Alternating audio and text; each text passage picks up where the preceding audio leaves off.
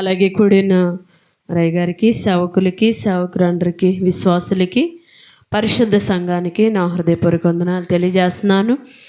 అలాగే మరి కుటుంబ సభ్యులకు కూడా నా హృదయపూర్వక వందనాలు తెలియజేస్తున్నాను. బైబిల్ గ్రంథంలో చిన్న మాటలు మనం చదువుకుందాము. యెషయా గ్రంథము 43వ అధ్యాయము. బైబిల్ ఉన్నారు చూడండి.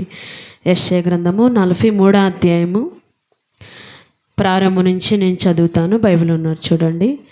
అయితే యాకోబు నిన్ను సృజించిన వాడగు యెహోవా, ఇజ్రాయేలు నిన్ను నిర్మించిన వాడు ఇలాగ సెలవిచ్చుచున్నాడు, నేను నిన్ను విమోచించున్నాను, భయపడకుము. పేరు పెట్టి నిన్ను పిలిచున్నాను, నీవు నా సొత్తు. నీవు జలములలో పడి దాటినప్పుడు నేను నీకు తోడైందును, నదులలో పడి వెళ్ళినప్పుడు అవి నీ మీద పొర్లిపారవు. నీవు అగ్ని మధ్యను నడిచినప్పుడు కాలిపోవు, జ్వాలలు నిన్ను కాల్చవు. యెహోవానగు నేను నీకు దేవుడను, ఇజ్రాయేలు పరిశుద్ధ దేవుడనైన నేనే నిన్ను రక్షించువాడను. నీ ప్రాణ రక్షణ క్రయముగా ఐగుప్తుని ఇచ్చియున్నాను, నీకు బదులుగా కూషును షెబాను ఇచ్చియున్నాను. దేవునికి స్తోత్రం. అందరూ బాగున్నారండి? అందరూ బాగుంటే గట్టిగా చప్పట్లు కొడుతూ దేవుని నామాన్ని ఘనపరిద్దాం. దేవునికి స్తోత్రములు, ఘనత, మహిమ దేవాది దేవునికే. దేవుని కృపను బట్టి, దేవుని ప్రేమను బట్టి మరి గత సంవత్సరం ఇదే కోట నుంచి మరి ఈ సంవత్సరం ఈ కోట వరకు మరి మిరియం గారి ఫ్యామిలీని మనందరం కూడా మన ప్రభువారు క్షేమముగా ఉంచినందుకు దేవునికి స్తోత్రం. మరి నిజంగా చూసినట్లయితే మరి జయరాజు గారు పుట్టినరోజు సందర్భంగా మరి ఆరాధన అనేది బిడ్డలు ఏర్పాటు చేసుకుంటున్నారు. చాలా సంతోషం. 7వ తారీఖున పుట్టినరోజు. మరి ఆ సమయంలో మనకి అవకాశం లేకపోవడం ద్వారా దేవుడి సమయాన్ని ఇచ్చారు. మరి నిజంగా చూసినట్లయితే కుమారుడిని మరువలేక మరి చనిపోయిన రోజున ఆ కీడును మరలా మనం జ్ఞాపకం చేసుకోవడం ఎందుకులేమ్మా, ఏదన్నా శుభకార్యం ఉంటే ఆ బిడ్డ పుట్టినరోజు, మ్యారేజ్ డేను ఏదోటి ఇలా శుభకార్యం చేస్తే బాగుంటుంది, చనిపోయిన రోజున ఎందుకు మరలా గుర్తు చేసుకోవడం అని అయ్యగారు చెప్పడం ద్వారా మరి పుట్టినరోజు సందర్భంగా ఇక ఆరాధన అనేది బిడ్డలు ఏర్పాటు చేసుకున్నారు. చాలా సంతోషం. మరి ఆ కుమారుడు మన మధ్య లేకపోయినా మరి పుట్టినరోజు కూటంగా ఏర్పాటు చేసుకుంటున్నారంటే మరి వాళ్ళకి మరి ఆ కుమారుడి మీద ఎంత ప్రేమ కలిగి ఉన్నారు. అంత ప్రేమ కలిగి ఉండడానికి ఆ కుమారుడు కూడా కుటుంబాన్ని ఎంతగా ప్రేమించాడో వీరి ప్రేమను బట్టి మనకు అర్థమవుతుంది కదా. ఆ కుమారుడు కూడా తల్లికి చేసే విషయంలో కానీ, భార్య విషయంలో కానీ, బిడ్డల విషయంలో కానీ, సహోదరుల విషయంలో కానీ, కుటుంబ సభ్యుల విషయంలో కానీ ఎంతో బాధ్యతగా కుటుంబాన్ని చక్కగా సవ్యంగా మరి తీసుకొచ్చారు. కాబట్టి తండ్రి తర్వాత కుటుంబంలో ఒక తండ్రిగా నిజంగా చక్కగా వ్యవహరించారు. కాబట్టి కుటుంబ సభ్యులు ఈ రోజుకి మర్చిపోలేకపోతున్నారు. ఈ రోజుకి మరువులేక జ్ఞాపకం చేసుకుని చాలా దుఃఖపడుతున్నారు. మరి నిజంగా ఆ కుమారుడు ఆత్మశాంతి కలగాలని నేను మనస్ఫూర్తిగా కోరుకుంటున్నాను. అలాగే కుటుంబ సభ్యులకి ఓదార్పుని, ధైర్యాన్ని దేవుడు కలిగజేయాలని నేను మనస్ఫూర్తిగా కోరుకుంటున్నాను. నిజంగా ఆ కుమారుడు మరి చాలా మంచి వ్యక్తి అండి. మరి నిజంగా మాకు కూడా చర్చిలో ప్రేయర్స్ జరిగినప్పుడు, ఉద్యోగకోటాలు అలాంటప్పుడు సమయాల్లో, పండగలు కానీ అలా ప్రేయర్స్ జరిగితే ప్రేయర్స్ అయిన మరుసటి రోజున ఖచ్చితంగా ఫోన్ చేసేవాళ్ళండి. జయరాజు గారు ఫోన్ చేసి పలకరించేవాళ్ళు. ఎవరు అంత ఫోన్ చేయరు. ఖచ్చితంగా గుర్తుపెట్టుకుని అలాంటి ఉపవాసాలు ముగిస్తాం కదా, ఎలా ఉన్నారయ్యా, బాగున్నారా, మీ హెల్త్ బాగుందా, అందరూ ఎలా ఉన్నారు, ఉపవాసాలు ముగిచ్చారు కదా అని ఖచ్చితంగా ఫోన్ చేసి పలకరించేవాడండి. అంత చిన్న వయసులోనే అంత ప్రేమాప్యతలు మరి చూపించిన కుమారుడు అనమాట. మరి ఈ రోజున మన మధ్య లేకపోవడం చాలా బాధాకరం. అయినను మరి దేవుడు నిజంగా ఆ కుమారుడు పరలోక రాజ్యంలో మరి ఆయన సన్నిధిలో ఆ కుమారుని చేర్చుకున్నారని నేను మనస్ఫూర్తిగా కోరుకుంటున్నాను. కుటుంబ సభ్యులు కూడా ధైర్యంగా ఉండాలని మరి నేను ఎంతగానో ఆశపడుతున్నాను. ఇక్కడ బైబిల్ గ్రంథంలో మనం చదువుకున్న మాటలు చూసినట్లయితే మరి కుటుంబానికి తోడుగా ఉండాలి, అండగా ఉండాలి. దేవుడు మరి కుటుంబాన్ని దీవించి ఆశీర్వదించాలని వారి బిడ్డలకి ఆయన అలాగే మరి ఆ కుమారుడు భార్య గారికి, తల్లి గారికి, సహోదరులకి దేవుడు ధైర్యాన్ని, ఉత్సాహాన్ని, ఉల్లాసాన్ని, సంతోషాన్ని, ఆశీర్వాదాలను, ఆరోగ్యాన్ని మరి ఆ కుమారుడు ఏ రీతిగా ప్రేమ చూపించారో అదే ప్రేమ ప్రభువారి కుటుంబ సభ్యుల పక్షాన దేవుడు కురిపించాలని మనస్ఫూర్తిగా మరి మేము వచ్చిన మీరందరూ కూడా ఆ కుటుంబం కొరకు ప్రార్థన చేస్తారని కూడా నేను తెలియజేస్తున్నాను. ఇక్కడ యెషయా గ్రంథం మనం చదువుకున్న మాటల్లో యెషయా గ్రంథం 43వ అధ్యాయం మనం చదువుకున్నాం కదా. 3వ వచనం గట్టిగా చదవండి. యెహోవానగు నేను నేను నీకు దేవుడను, ఇజ్రాయేలు పరిశుద్ధ దేవుడనైనా నేనే నిన్ను రక్షించి వాడను. నీ ప్రాణరక్షణ క్రయముగా ఐగుప్తునిచ్చి ఉన్నాను. నీకు బదులుగా కూషును షెబాను ఇచ్చున్నాను. చాలండి. ఇక్కడ చూసినట్లయితే ఒక మనిషి మనకుంటే ఆ మనిషి మనకి ఎన్నో విధాలుగా హెల్ప్ చేస్తారు. ఒక్కొక్కసారి కొంతమంది చేయకపోవచ్చు, కొంతమంది చేస్తుంటారు, కొంతమంది చేయకపోవచ్చు. కానీ దేవాది దేవుడు ఆయన మనకి, మరి మనుషులకి మరణం ఉందేమో కానీ దేవుడికి మరణం లేదు. ఆయనకి మరణం లేదండి. ఎందుకంటే యేసుప్రభు వారు మరి అనాది కాలంలో భూమి పుట్టక ముందే ఆయన ఉన్నారు ప్రభువారు. మరి అటువంటి దేవుడు సర్వమానవాళి కొరకు పసిబాలుడుగా మానవ శరీరాన్ని దాల్చుకుని భూమి మీదకి వచ్చారు. ఆయన వచ్చిన ఉద్దేశం కూడా ఏంటంటే సర్వమానవాళి పాపంతో, ఇహలోక పాపాలతో, మరి ఇహలోక శ్రమలతో కొట్టుమిట్లాడి నరకంలో ఎక్కడ పడిపోతారో నా బిడ్డలని ఆయన మానవ శరీరాన్ని దాల్చుకుని శిలువలో మరణం అవ్వటానికే మానవాళి కొరకే భూమి మీదకి వచ్చారు. అలాగే వచ్చి ఆయన శిలువలో మరి శరీరాన్ని, రక్తాన్ని, ప్రాణాన్ని ధారపోసి మన కొరకు మరి చనిపోయి మరలా 3వ దినమందు మృత్యుంజయుడై తిరిగి యేసు ప్రభువారు లేచారు. నమ్మిన వారు చప్పట్లు కొట్టండి. దేవునికి స్తోత్రం. Thank you. ఎస్, ఆయన చనిపోయి మరలా బ్రతికి లేచారు యేసు ప్రభువారు. ఇక ఆయనకి మరణం లేదు, అసలు ఆయనకి చావు లేదు. యోహాను సువార్తలో రాయబడింది కదా, ఆయనలో జీవం ఉండేను, ఆ జీవం మనుషులకు వెలుగండెను. ఈ రోజుకి ఆయన బ్రతుకున్నారు, ఈ రోజుకైనా బ్రతుకున్నారు. మన మధ్యలోనే ఉంటున్నారు యేసయ్య, మనలోనే ఉంటున్నారు యేసుప్రభు. ఆ మన మధ్య ఉంటున్న యేసయ్య, మనలో ఉంటున్న యేసయ్య మనకి ఎటువంటి సహాయం చేస్తారు అనే 4 మాటలు నేను తెలియజేస్తాను. ఎందుకంటే ఒక మనిషి మనకి మరి సహాయం చేయకపోవచ్చు, చేయొచ్చు, ఎలా అయినా ఉండొచ్చు. కానీ దేవుడు ఈ రోజుకి మరణం లేని దేవుడు కనుక ఆయన మన మధ్య ఉంటున్న దేవుడు ఎలా మనకి హెల్ప్ఫుల్గా ఉంటారు, ఎలా మనకి సహాయం చేస్తారంటే ఇక్కడ అంటున్నాడు 3వ వచనంలో, యెహోవానగు నేను నీకు దేవుడను. ఫస్ట్ మనకి దేవుడుగా ఉంటారు యేసయ్య. ఎలా ఉంటారండి? దేవుడు. ఎవరైనా మనిషి ఏదన్నా అధికమైన బాధ, అధికమైన కష్టంలో ఉన్నప్పుడు ఏదన్నా మంచి హెల్ప్ చేశారనుకో, ఎంతో నలిగిపోయి ఇరిగిపోయి ఉన్న సమయాల్లో మాట సహాయమో, డబ్బు సహాయమో ఏదన్నా హెల్ప్ చేస్తే ఆ మనిషిని ఎలా ఉంటాం? దేవుళ్ళలాగా వచ్చా అంటారు కదా.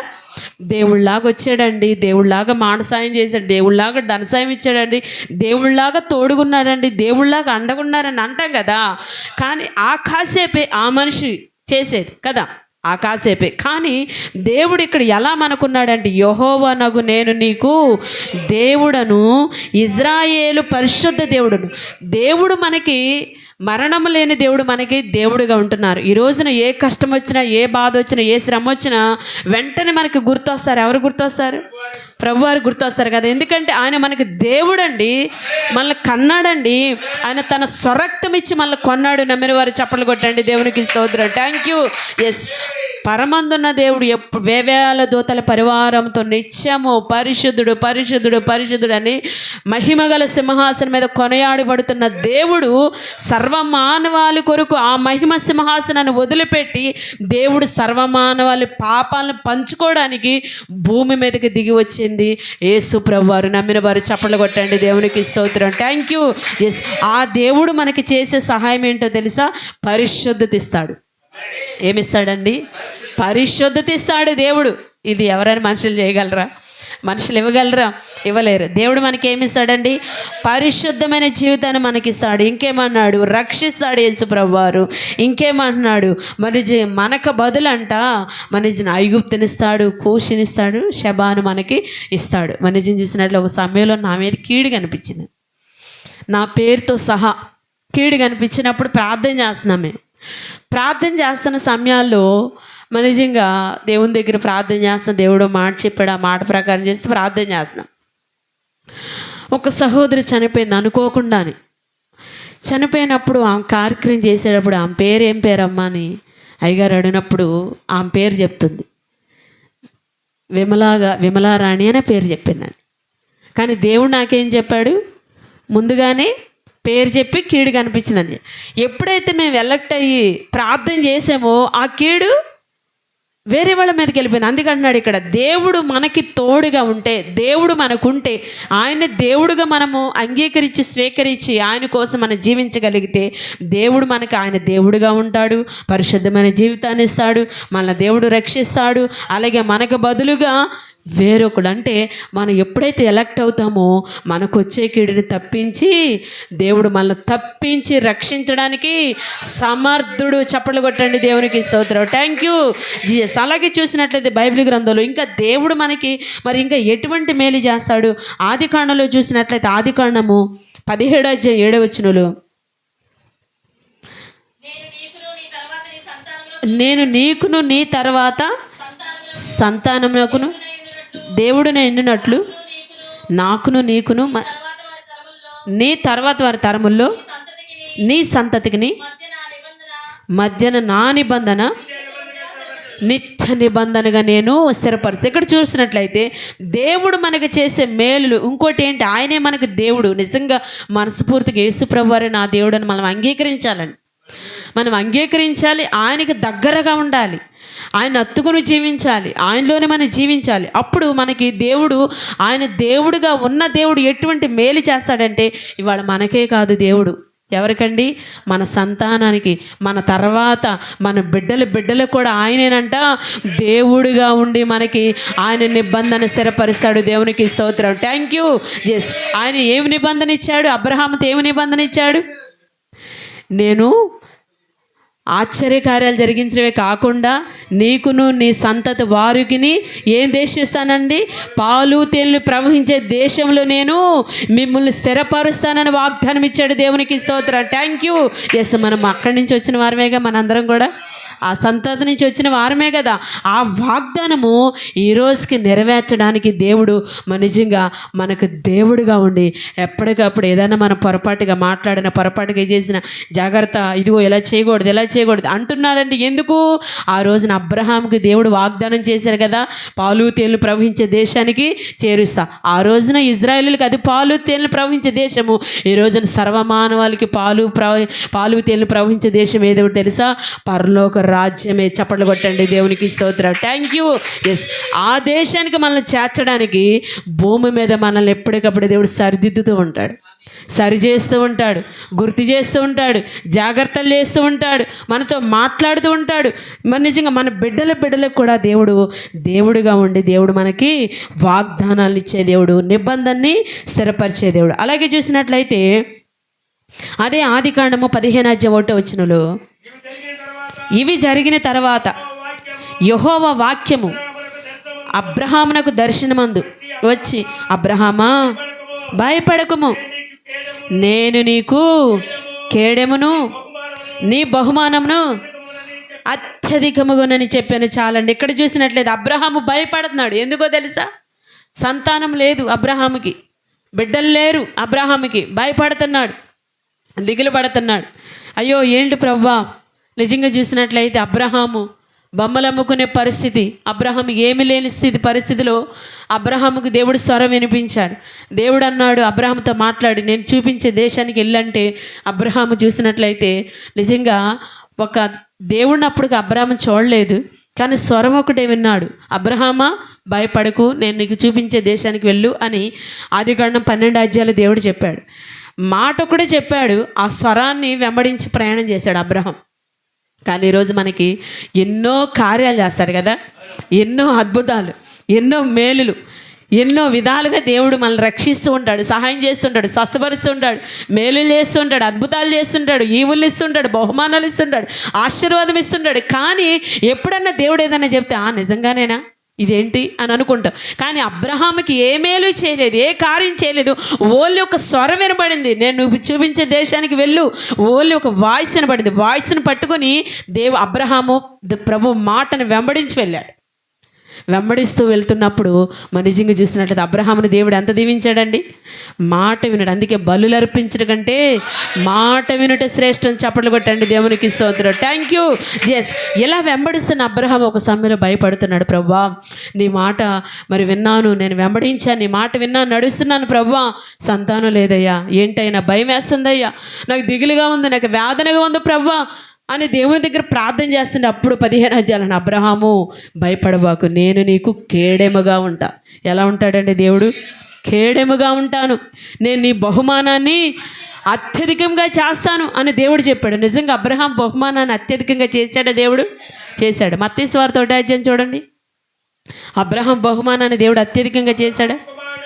అబ్రహాము కుమారుడైన దావీదు కుమారుడైన యేసుక్రీస్తు వంశావళి. యేసుక్రీస్తు వంశావళి ఎక్కడి నుంచి స్టార్ట్ అయింది? అబ్రహాము దగ్గర నుంచి స్టార్ట్ అయిందా లేదా? దేవుడు అబ్రహాముకి ఆదికాండం 15 అధ్యాయం ఏమి ఇచ్చాడు వాగ్దానం? నీ బహుమానం నేను అత్యధికంగా చేస్తా. ఇక్కడ మత్తయి సువార్తలోకి వచ్చేసరికి ఏం చెప్తున్నాడు? అబ్రహాము కుమారుడైన దావీదు కుమారుడైన యేసుక్రీస్తు వంశావళి. ఇప్పుడు అబ్రహాము యొక్క బహుమానాన్ని దేవుడు హెచ్చించాడా లేదా? అబ్రహాము బహుమానం ఏంటంటే యేసు ప్రభువారే. నమ్మిన వారు చప్పట్లు కొట్టండి, దేవునికి స్తోత్రం. Thank you Jesus. అబ్రహాముకి ఇచ్చిన బహుమానం ఏంటో తెలుసా? ప్రభువారే ఆయన బహుమానం. ఈరోజు మన బహుమానం కూడా ఆయన కదా, మన బహుమానం ఆయన కదా. ఏ బాధ వచ్చినా, ఏ శ్రమ వచ్చినా మనము నిజంగా చాలా ధైర్యంగా ఉంటాం. చాలామంది అంటారు, ఏంటండి ఈ క్రైస్తవులకు ఉన్న ధైర్యం ఏంటండి ఇంత ధైర్యంగా ఉంటారు, ఇంత ధీమాగా ఉంటారు ఏంటండి అంటే, మన ధైర్యం యేసు ప్రభువారు, మన బహుమానం యేసు ప్రభువారు. మన నిజంగా సమస్త ఆధారం మనకున్న పెద్ద దిక్కు యేసు ప్రభువారు అని మనం ధైర్యంగా ఉంటాము. ఈ రోజున సర్వమానవాళికి ఉన్న బహుమానం ఎవరంటే యేసయ్యే. నమ్మిన వారు చప్పట్లు కొట్టండి, దేవునికి స్తోత్రం. Thank you. ఎస్, ఆయన మనకి దేవుడిగా ఉంటే ఇదిగో చూడండి మనకి కేడెముగా ఉంటాడంట. మనకి దేవుడు ఎలా ఉంటాడండి? బహుమానముగా ఉంటాడు. అలాగే చూసినట్లయితే బైబిల్ గ్రంథంలో చూసినట్లయితే ఇర్మీయా గ్రంథం 33వ అధ్యాయం 3వ వచనం. ఇర్మీయా గ్రంథం 33వ అధ్యాయం 3వ వచనం. నాకు మొరపెట్టుము, నేను నీకు ఉత్తరం ఇచ్చేదను, నీవు గ్రహింపలేని గొప్ప సంగతులను, గూఢమైన సంగతులను నేను నీకు తెలియజేస్తాను. చాలండి. ఇక్కడ అన్నాడు, నేను నీకు ఉత్తరం ఇస్తాను. దేవుడు అంటే మనకి చేసేది ఏంటి అని అంటే, దేవుడిగా ఉంటాడు, కేడెముగా ఉంటాడు, బహుమానముగా ఉంటాడు. అలాగే దేవుడు ఇక్కడేమంటున్నాడంటే ఉత్తరం ఇస్తాను అంటే మనకి జవాబు.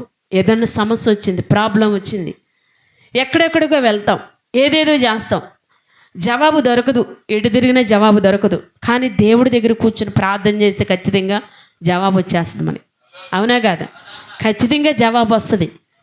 ఆ రోజున కూడా ఇందాక బిడ్డలు సాక్షులు అన్నారు, ఇప్పటికీ మాకు అర్థం కావట్లేదు, తెలియట్లేదు. నిజంగా ఆ రోజునే అయ్యగారికి ముందే కనిపించింది, కీడి కనిపించింది. అయ్యా 10 రోజులు గంట ప్రార్థన చేయయ్యా, 3 రోజులు పూర్తోపవాసం చేయయ్యా అని చెప్పారు. అలాగే ఇందాక కూడా బిడ్డలు సాక్షులు ఒక మాట అన్నారు, అక్కడ వెళ్ళొద్దని దేవుడు బయలుపరిచాడు, అక్కడ కూడా వెళ్ళొద్దయ్యా అని కూడా ప్రభువారు చెప్పారు. కాంట్రాక్ట్ ఇచ్చాయ్యా, వెళ్ళొద్దు అన్న తమ్ముడు ఏం లేదని బిడ్డలు చెప్పారు కదా సాక్ష్యం. దేవుడు ముందుగానే బయలుపరుస్తారండి. చెప్పకుండా ఏది జరగదు, దేవుడు చెప్పకుండా ఏమీ చేయడండి. కనీసం 2 సంవత్సరాల నుంచి సంవత్సరం నుంచి ముందుగానే దేవుడు మాట్లాడుతూ ఉండాలి. జరగబోయేదానికి ఖచ్చితంగా దేవుడు చెప్తాడు, జాగ్రత్త అని. మన నిజం ఆ కుమారుడి గంట ప్రార్థన చేయడానికి ఆ సమయంలో పాపం, ఎందుకంటే ఆయన జాబ్ వల్ల బిజీ అవటం వల్ల చేయలేకపోయారు. మరి నిజంగా కనీసం అక్కడ కూడా వెళ్ళకుండా ఉంటే బాగుండేది. ఈరోజు మనం అనుకునే మాట కూడా కదా, బిడ్డలు కూడా అదే అంటున్నారు, వెళ్ళకుండా ఉంటే బాగుండేదేమో. వాస్తవం అది. అటు గంట ప్రార్థన చేయనప్పుడు వెళ్ళకుండా ఉంటే ఇంకా బాగుండేది. చేసినట్లయితే వెళ్ళిన దేవుడు తప్పించేవాడు. మరి నిజంగా అటు గంట ప్రార్థన చేయలేకపోయారు, వద్దన్నదయ్యా వెళ్ళొద్దన్నా పని అక్కడికి వెళ్ళకుండా ఉండలేకపోయారు. మనిషిని చూసిన అందుకే అన్నాడు ఇక్కడ, నేను నీకు ఉత్తరం ఇస్తా. నిజంగా దేవుడి దగ్గర ఈ రోజున మనకి ఏదైనా ప్రతి విషయంలో కూడా ఈ ప్రాబ్లం ఎందుకు వచ్చింది, కష్టం ఎందుకు వచ్చింది, శ్రమ ఎందుకు వచ్చింది, ఈ లేమిడి ఎందుకు వచ్చింది, ఈ సమస్య ఎందుకు వచ్చిందని దేవుని దగ్గర మనం ప్రార్థన చేస్తే ఖచ్చితంగా జవాబు ఇస్తున్నాడా లేదా? ఖచ్చితంగా జవాబు దొరుకుతుంది మనకి. జవాబు దేవుడు ఇస్తున్నాడు. ఆశీర్వాదం కొరకు ఎలా ప్రార్థించాలి, కీడు కనపడితే ఎలా ప్రార్థించాలి, అలాగే చూసినట్లు దేవుని దగ్గర మేలు పొందుకోవాలి, చేతపడిని జయించాలంటే ఎలా చేయాలి, ఈ సమస్యను జయించాలి ఎలా చేయాలి, ఈ రోగాన్ని జయించాలంటే ఎలా చేయాలి, దేవుడు మనకి తెలియపరచాడా లేదా? ఖచ్చితంగా తెలియపరచాడు. కీడు జయించాలంటే 10 రోజులు గంట ప్రార్థన, 3 రోజులు పూర్తి ఉపవాసం. ఆశీర్వాదం కోసం అది దేవుడు చెప్పాడు. ఇలా ప్రతీది కూడా మరి నిజంగా దేవుడు మనకి సమస్తాన్ని తెలియజేసే దేవుడు. అందుకే అన్నాడు, నేను నీకు ఉన్నాననుకో, నువ్వు నన్ను దేవుడిగా అంగీకరించావనుకో, నేను నీకేమిస్తానన్నాడు, ఉత్తరం ఇస్తాను. నీకు జవాబిస్తాను. నీకు అర్థం కావట్లేదా, నీకు తెలియట్లేదా, నేనున్నాను కదా, నన్ను అడుగు, నేను నీకు ఉత్తరం ఇస్తా. ఈరోజు నిజంగా మనందరం ఇక్కడ మరి కూర్చొని ఉన్నామంటే ఎవరి మీద కీళ్ళు కనిపించలేదండి? ఎన్నోసార్లు కనపడి, ఎన్నోసార్లు మరణాపేసిలు వచ్చినాయి, ఎన్నోసార్లు శోధనలు వచ్చినాయి, ఎన్నోసార్లు కరువులు ఎదుర్కొన్నాం, రోగాలు ఎదుర్కొన్నాం, బలహీనతలు ఎదుర్కొన్నాం, అప్పులు ఎదుర్కొన్నాం, సమస్యలు ఎదుర్కొన్నాం, ఎన్నో విషయాలు మనం ఎదుర్కొన్నాం. కానీ ప్రార్థన చేశాం కదా దేవుని దగ్గర, ప్రభువా ఇదేంటి ఎలా వచ్చిందంటే దేవుడు ఏం చేశాడు? ఇది ఎలా చేయి, జవాబిచ్చాడు దేవుడు. ఇలా చేయి, ఇలా ఉండు, ఇలా నడువు, ఇలా చేయని దేవుడు మనకి జవాబిచ్చి మాట్లాడాడు కాబట్టి అలా చేసాం. కాబట్టి ఈ రోజున ప్రతి ఒక్కరిని ఆశీర్వాదంతో సమృద్ధితో దేవునితో నిలబెట్టాడు. చప్పట్లు కొట్టండి, దేవునికి స్తోత్రం. థ్యాంక్ యూ జేస్. అలాగే చూసినట్టయితే బైబిల్ గ్రంథంలో దేవుడు మనకు ఉంటే ఏంటయ్యా మనకి లాభం ఏంటి అని అన్నప్పుడు బైబిల్ గ్రంథంలో చూసినట్లయితే దేవుడు మనకు తోడుగా ఉండడు ద్వారా ఆదికాండం 26:3 ఆదికాండం 26:3 నేను నీకు తోడై ఉంటానని అక్కడ వాడు వ్రాయబడింది వాక్యం. నేను నీకు తోడుగా ఉంటాను. దేవుడు మనకుంటే ఎలా ఉంటాడండి? తోడుగా. ఈరోజున ఎక్కడికైనా బయలుదేరాలంటే రారా, నువ్వు తోడు రారా, ఫ్రెండ్స్ అనుకో, ఫ్రెండ్స్ని తోడు రారా, ఎవరైనా తోడు పెట్టుకుంటాం కదా. కానీ ఎవరొకరు తోడు తీసుకుని వెళ్ళాలని చూస్తాం, మంచిదే. కానీ దేవుడు అన్నాడు, నేనున్నాను నీకు తోడు కదా, నేనున్నాను నీకు తోడు. మరి నిజంగా దేవుడు తోడు ఎలా ఉంటుంది? బైబిల్ గ్రంథంలో షడ్రక్ మెషక్ అబేద్నెగోకి ఎవరు తోడొచ్చారండి? దేవుడు తోడొచ్చాడు కదా. ఎటువంటి తోడు? యేసు ప్రభువారు. మనుషుల తోడు ఎలా ఉంటుంది? ఆ కాసేపు ఏదో. కానీ దేవుని తోడు ఎలా ఉంటుంది? అగ్నిలో గుండంలో వేశారు షడ్రక్ మెషక్ అబేద్నెగోలు. అగ్నిగుండం అంటే మాటలు కాదు. ఈరోజు ఎండాకాలం ఎలా ఉంది బయట? ఇవాళ చల్లగానే ఉందండి, దేవుని కృపను బట్టి, దేవుని స్తోత్రం. మనిషిని చూసిన ఎండాకాలంలో బయటికి వెళ్ళాలంటే వడదెబ్బ తగిలేస్తుంది కదా. ఎంతో ఎండకి అల్లాడిపోతాం, సాయంత్రం వచ్చి నీరసపడిపోతాం, ఎంతో బాధ వేదన. కానీ అగ్నిగుండంలో పడితే ఎలా ఉంటుంది? ఇక అగ్నిగుండంలోకి ఎవరు వెళ్ళగలరు? ఎవరైనా వెళ్ళగలరా? తండ్రి వెళ్తుందా, తల్లి వెళ్తుందా, అన్నదమ్ములు వెళ్తారు, అక్క చెల్లి ఎవరు వెళ్తారండి? ఎవరు వెళ్ళలేరు కదా. దేవుని తోడు చూసారు ఎలా ఉందో.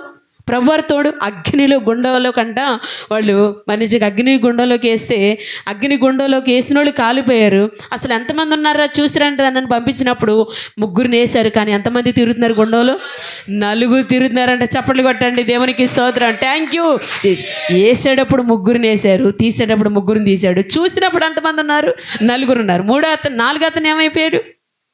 ఆ 4 ఆయనే యేసు ప్రభువారు అగ్నిలో గుండంలోకి వెళ్ళి వాళ్ళ ఎంటుకు కానీ వాళ్ళ యొక్క వస్త్రాలు కానీ కాలిపోకుండా వాళ్ళని క్షేమంగా సేవ్ చేశారు. చప్పట్లు కొట్టండి, దేవునికి స్తోత్రం. Thank you. ఎస్, ఈ రోజున యేసు ప్రభువారు నమ్ముకుంటే, ఆయనలో ఉంటే మనకేంటి అని అనుకుంటాం. కానీ దేవుళ్ళు మనం ఉంటేనండి, ఆయన నమ్ముకుంటే దేవుడు మనకి ఇట్లా తోడుగా ఉంటారు, సహాయం చేస్తారు, మేలు చేస్తారు, నెమ్మదిస్తారు. అలాగే దేవుడు మనకి బోధిస్తారు. మనకి రకరకాలుగా దేవుణ్ణి నమ్ముకోవడం ద్వారా దేవుడు మనకి ఎన్నో కార్యాలు, ఎన్నో మేలులు, ఎన్నో అద్భుతాలు మరి చేస్తూ మనల్ని నడిపిస్తూ, ఇంత మనం చదువుకున్న వాక్యాలు తోడుగా ఉండడమే కాకుండా మళ్ళీ ఏమిస్తానన్నాడండి? ఆశీర్వదిస్తా. ఏమన్నాడండి? తోడుగా ఉంటాను, తోడుగా ఉన్న నేను నిన్ను విడిచిపెట్టను, పేదరికంలో నిన్ను ఆశీర్వదిస్తా. చప్పట్లు కొట్టండి, దేవునికి స్తోత్రం. Thank you. ఎస్, సహోదరుడు ఎలా చెప్పుకోవాలంటే ఈ రోజున దేవుని బిడ్డల వల్ల మనము జీవిస్తున్నాము, బ్రతుకుతున్నాము, బ్రతికి బట్ట కడుతున్నామంటే అదంతా కేవలం దేవుని కృప, దేవుని దయ, దేవుని ప్రేమయేనండి. లేకపోతే మన నిజంగా సాతానుగాడు ఎలా ఉన్నాడో తెలుసా? విసిల్ రాసిన పత్రికలో రాయబడింది, దురాత్మల సమూహం మామూలుగా లేదండి, సమూహమే ఉన్నాయంట, పెద్ద సమూహం. అటువంటి సమూహాల మధ్యలో మనం తిరుగుతున్నాము, బ్రతుకుతున్నాము, జీవిస్తున్నాము. మన నిజంగా భయంకరమైన పరిస్థితుల్లో ఉన్నాము.